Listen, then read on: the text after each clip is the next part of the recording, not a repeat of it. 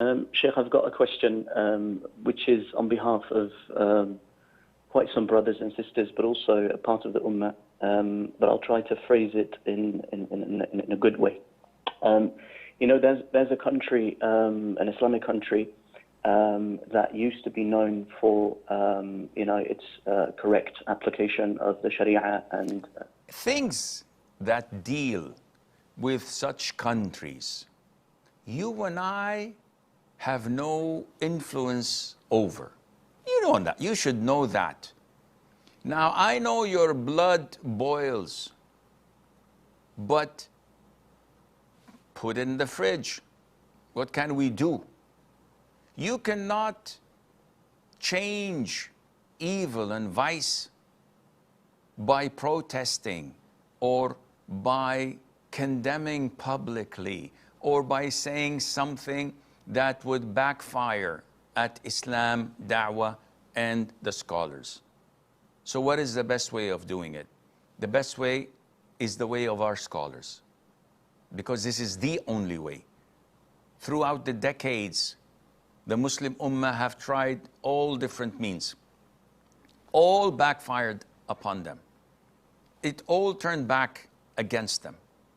We can see what is known as the Arab Spring did to 8, 10 countries, devastating the people, scattering them all over the globe. The way of the Salaf is to keep on forbidding evil and vice, enjoining and enforcing righteousness and virtue through the Sharia ways.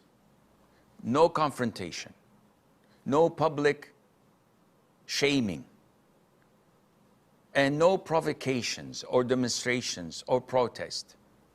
Keep on teaching the people what the Prophet used to do, alayhi salatu wasalam, in Mecca for 13 years.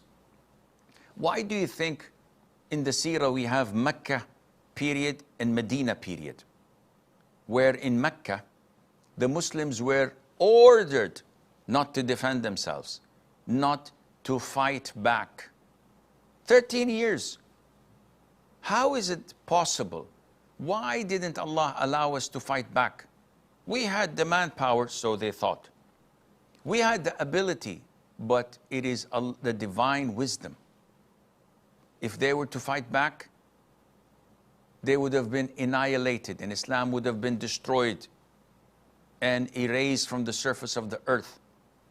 We have Mecca period because when the Muslims are weak and vulnerable, and when they don't have the means to fight back, while thinking positively that they will prevail and win, they must not do any of these things. Focus on teaching people aqeedah, their religion, getting them back to Islam, bringing up their families and their children according to Islam.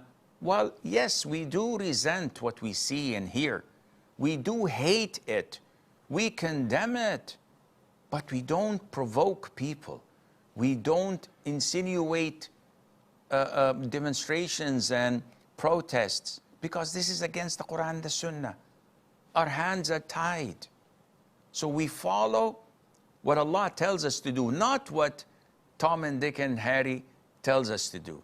We follow our Quran and Sunnah and the trusted scholars of Islam, not what our whims and desires tell us to do. And I hope this addresses your question in a good way, as your question was supposed to be posed, in a good way as well. And Allah knows best.